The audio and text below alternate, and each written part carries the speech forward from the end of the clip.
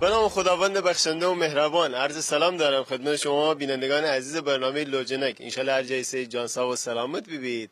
لطفاً تا انتهای برنامه میامور همراه بید. راه های ارتباطی برنامه لوجنکش می خدمت درس کنم.